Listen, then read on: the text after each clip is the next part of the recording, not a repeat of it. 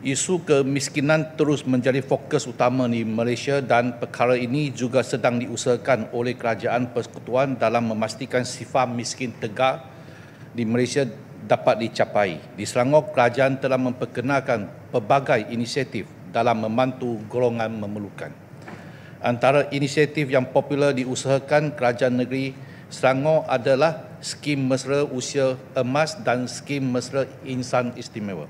Skim-skim ini telah memakan belanja 30.5 juta pada tahun 2023. Sudah pasti fokus besar skim ini adalah mengurangkan beban rakyat terpilih. Tetapi menjadi persoalan, adakah kerajaan mempunyai statistik baharu mengenai jumlah miskin tegak di Selangor berdasarkan nilai paras garis kemiskinan tahun 2022 iaitu RM2,830 Malaysia.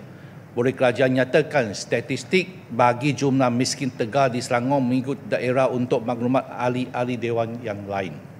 Perkara ini penting dalam memastikan Dewan ini menjadi ruang semak dan imbang bagi kerajaan dalam usaha kerajaan dalam menghapuskan miskin tegak di Malaysia. Kerajaan negeri perlu bergiat aktif seperti mana Kerajaan Persekutuan dalam sifarkan miskin tegak di Selangor. Kerajaan sentiasa selari dengan Kerajaan Negeri dan Persekutuan mengenai usaha membasmi kemiskinan tegak kerana kita tidak mahu ada mana-mana rakyat tercicir daripada keperluan asas yang diperlukan dalam kehidupan mereka. Tetapi pada pandangan kerajaan, skim-skim ini tidak mampu menyelesaikan masalah kemiskinan kerana kita tidak fokus kepada masalah besar dalam kemiskinan iaitu ekosistem golongan miskin. Beberapa kajian juga menyatakan bahawa kemiskinan akan terus kekal jika ekosistem tidak berubah. Apa yang dimasukkan oleh kajian mengenai ekosistem adalah bagaimana kawasan sekitar penduduk mampu membantu memberi pendapatan kepada penduduk. Kajian berpendapat bahawa pemberian tunai atau skim itu perlu tetapi bukan 100% bergantung kepada kaedah tersebut. Maka satu langkah luar dari kebiasaan perlu digerakkan segera. Berkata pepatah, bila anda beli seorang ikan, maka anda memberinya makan untuk satu hari. Tetapi bila anda ajar seseorang itu memancing, maka anda akan memberinya makan seumur hidup.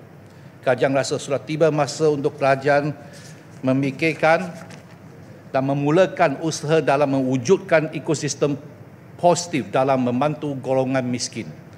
Kerajaan mengambil contoh yang diusahakan oleh kerajaan China dalam membasmikan kemiskinan di negara mereka. Dalam rancangan 5 tahun kerajaan China telah menstrato semula penduduk miskin yang tinggal di kawasan pendalaman dengan menyediakan kawasan dan kampung yang mempunyai akses kepada kesihatan, ekonomi dan pendidikan.